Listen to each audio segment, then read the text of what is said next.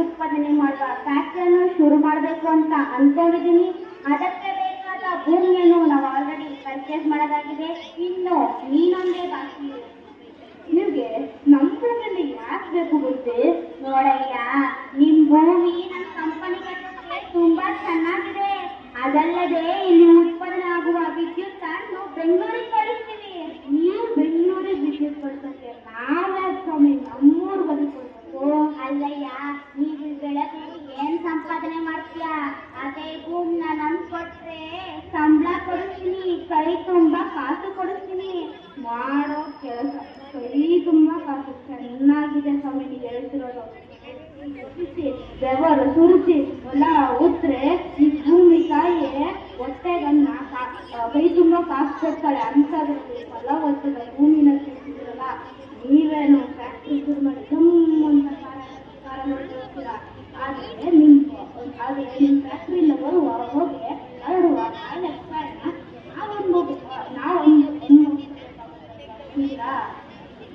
ನಾನು ನನ್ನ ಭೂಮಿನ ಯಾರಿಗೂ ಕೊಡಕ್ಕಿಲ್ಲ. ಅನ್ನ ಕೂಡ ಭೂಮಿ ತಾಯಿನ ಮಾಡ್ಕೊಳ್ಳೋದು ಅಂದ್ರೆ ಎಷ್ಟು ಅವನಿದೆ ಹಾಕೋದು ಅಂದ್ರೆ ಹಿರಿ ಬುದ್ಧಿ ಹಳ್ಳಿ ಜನರಿಗೆ ಗೊತ್ತಾಗಲ್ರಿ ಬುದ್ಧಿ. ಏ ಮಲ್ಲಣ್ಣ, ಒಳ್ಳೆ ಮೂರ್ಖನಾಗಿ ಮಾತಾಡ್ಬೇಡ. ಅದೃಷ್ಟ ಲಕ್ಷ್ಮಿಯೇ ನಿನ್ ಮನೆ ಬಾಗಿಲು ಕುತ್ಕೊತೀನಿ ಅಂತಾಳೆ. ನೀನ್ ನೋಡಿದ್ರೆ ಸಾಯ್ತಾಳೆ ಬರ್ಕೊತಿದೀಯಲ್ಲಯ್ಯ. ಕಮಿಷ ಮ್ಯಾಚಗೆ ಮನೆ ದ್ರೋಹ ಬಗ್ಗೆ ಸುಳ್ಳೇನದು ನೀನು. ನಿನ್ನಂತ ಸಾಯಿಸಿದ್ರು ಪಾಪ ಬರುತ್ತಿಲ್ಲ. ನಿಮಗೆ ಬುದ್ಧಿ ಹೇಳೋ ಕೆಲಸ ಮಾಡ್ಕೊತೀಯಾ? ಏ ಮಲ್ಲಣ್ಣ, ಇನ್ನೊಂದು ಸಾರಿ ಸರಿಯಾಗಿ ಯೋಚನೆ ಮಾಡು. ಈಗ ನಿಮ್ ಊರಿಗೆ ಬಂದಿರೋ ಒಂದು ಒಳ್ಳೆ ಅವಕಾಶ. ನಾನ್ ಏನಾದ್ರೂ ಇಲ್ಲಿ ಫ್ಯಾಕ್ಟ್ರಿ ಶುರು ಮಾಡ್ದೆ ಅನ್ಕೋ, ನಿಮ್ ಊರಿನ ರೂಪರೇಷನೇ ಬದಲಾಗುತ್ತೆ. ಅದಲ್ಲದೆ ನಿಮ್ ಊರಿಗೆ ಹೊಸ ಬ್ರ್ಯಾಂಡ್ ಬರುತ್ತೆ, ಹೊಸ ರೋಡ್ ಬರುತ್ತೆ. ನಿಮ್ಗೆ ನಮ್ಮೂರಿಗೆ ಕೆಲಸ ಮಾಡ್ಕೊಟ್ಟು ನಾವೇ ಊರ್ ಬಿಡ್ಬೇಕಾಯ್ತಲ್ವಾ? ಏನೋ ಪಾಪ ಬಡವರು ಅಂತ ಸಮಾಧಾನ ಮಾತಾಡಂತ ಇಲ್ಲಿವರೆಗ ಬಂದ್ರೆ, ನೀವಾಗ ನಿನ್ ಭೂಮಿನ ನಮಗ್ ಕೊಡ್ಲಿಲ್ಲ ಅಂದ್ರೆ ಅದನ್ನ ಹೇಗ್ ತಗೋಬೇಕು ಅಂತ ನಮಗ್ ಚೆನ್ನಾಗ್ ಗೊತ್ತು. ಈ ಸರ್ಕಾರನೇ ನನ್ ಕೈಯೊಳಗೆ ಇದೆ. ನಾಳಾಗೋಗ ಕೊಟ್ಟೋಗ ನಿನ್ನೆ ಗೊತ್ತಿದ್ದೋಗ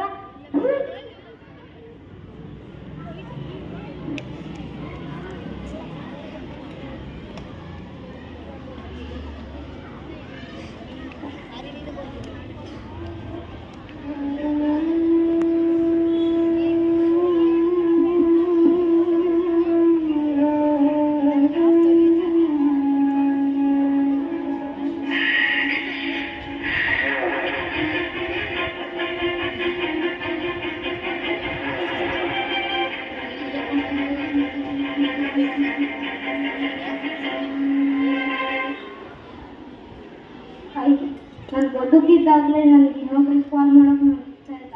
ನನಗೆ ಗೊತ್ತೋ ಪ್ರಾಣ ಇಲ್ಲ. ಇಲ್ಲ ನಿನ್ನೇ ಗೊತ್ತಿಲ್ಲ. ಇಲ್ಲೋ ಸಾಯಬೇಕಾಗಿರುವುದು ನೀನಲ್ಲ.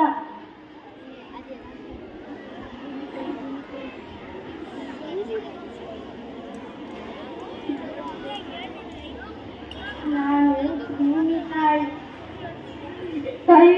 ಹೇಳು ಮಗು, ಅಳಬೇಡ ಅಳಬೇಡ. ನಿನ್ನನ್ನು ಅನಾಥವಾಗಿ ಬಿಟ್ಟರೆ ಈ ಸಮಾಜವನ್ನು ಸ್ಥಾಪಿಸಲು ಗೌರವವಾದ ಹೆಚ್ಚಿನ ಸಿಗುತ್ತದೆ. ಸಾಯಬೇಕಾಗಿರುವುದು ನೀನಲ್ಲ, ಕೊಳೆತು ಹೋಗಿರುವ ರಾಜಕೀಯ ವ್ಯವಸ್ಥೆ, ಲಾಭಕಾರಕ ಕಂಪನಿಗಳು, ಅಂಧಕಾರವೇ ಬೆಳಕು ಅಂದುಕೊಂಡಿರುವ ಈ ಸಮಾಜ.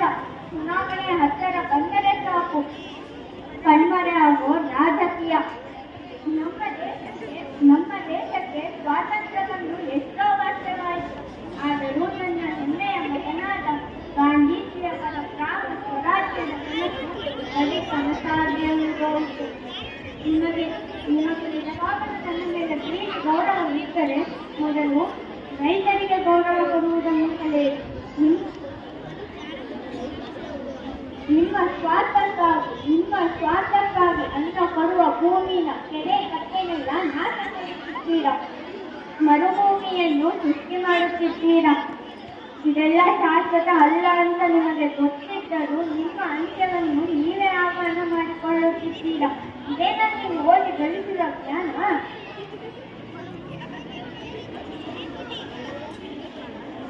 ಗಣಿಗಾರಿಕೆ ಹಾಗೂ ಯೋಜನೆಗಳ ಹೆಸರಿನಲ್ಲಿ ಅಮೂಲ್ಯವಾದ ಅರಣ್ಯವನ್ನು ನಾಶ ಮಾಡುತ್ತಿದ್ದೀರಾ. ಜೀವ ಶೈಲಿಯಾಗಿದ್ದ ನನ್ನನ್ನ ಬರಡು ಪಂಚ ಮಾಡುತ್ತಿದ್ದೀರಾ.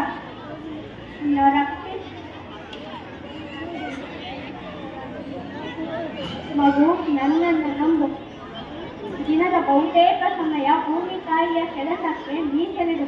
ಸಮಯ ವ್ಯರ್ಥ ಮಾಡುವವರ ಸಹವಾಸ ಬಿಟ್ಟು ಬಿಡು.